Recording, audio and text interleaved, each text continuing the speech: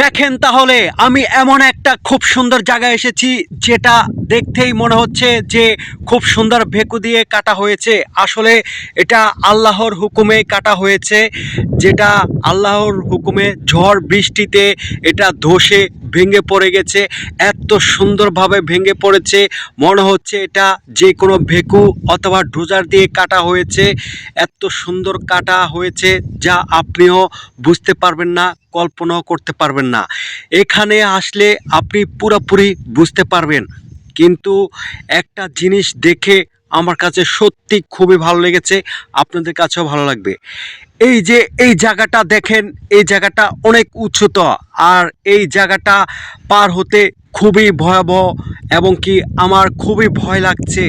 কিন্তু আমি তারপরও এই জায়গাটা পার হব যেমনি হোক, এর ওই পারে আমার যাইতেই হবে। কিন্তু আপনারা আমার পাশে পাশে থাকুন, যত পাশে থাকবেন আমার সব পুরো ভিডিও আপনারা দেখতে পারবেন।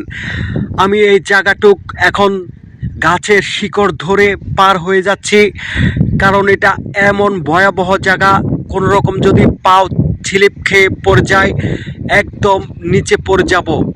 হ্যাঁ, এসে পড়েন ভাই। এটা আসলে খুবই কি বলবো, রোমাঞ্চকর এবং খুবই ভয়ঙ্কর একটি জায়গা। এই পাহাড়ের ভিতরে আমরা এখন কুল কিনারা পাচ্ছি না। এই পাশে নদী, এই পাশে পাহাড়, এবং পাহাড়ে ওঠার মতো কোনো ব্যবস্থা নেই। আর এদিক দিয়ে নদী, নদীতে যদি যাই তাহলে আমাদের সাঁতরিয়ে যেতে হবে।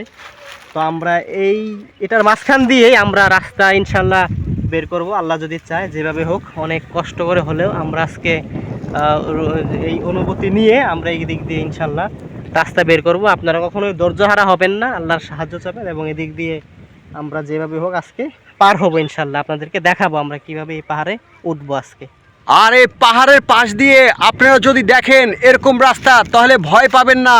আল্লাহকে স্মরণ করবেন এবং আল্লাহকে বিশ্বাস করবেন। আল্লাহর ভরসা রেখে আপনারা এখান দিয়ে চলাফেরা করবেন, দেখবেন কোনো কিছু হবে না। আর আমরা এরকম জায়গায় এখন পার হব, আমরা পার হয়ে সামনে যাব, আর সামনেই কিন্তু পাহাড়ে উপরে উঠার একটা রাস্তা আছে, সেই রাস্তাটা অবশ্যই দেখতে পারবেন। আমি এখন এই খারাপ পাহাড়টা পার হয়ে যাচ্ছি। আমার বন্ধুকে আমি বলছি আমার পিছে পিছে আসো, সে ভয় পাচ্ছে। তার জন্য আমি তাকে বলছি এই যে গাছের শিকড় আছে, এই শিকড় ধরে ধরে আসবে বন্ধু। তারপরও সে বলতেছে আমি পারবো না, আমি চেষ্টা করব নিচ দিয়ে হেঁটে যাওয়ার জন্য। আমি বলছি যে নিচে রাস্তা নাই, রাস্তা হলো নিচে। অলরেডি আমার বন্ধু কিন্তু ভয় পাচ্ছে, রাস্তা দেখে ভয় পাচ্ছে। কিন্তু আমি তাকে সাহস করে নিয়ে এসেছি। অবশ্যই কিন্তু আপনারা দোয়া করবেন আমার বন্ধুর জন্য, যাতে ভয় না পায়।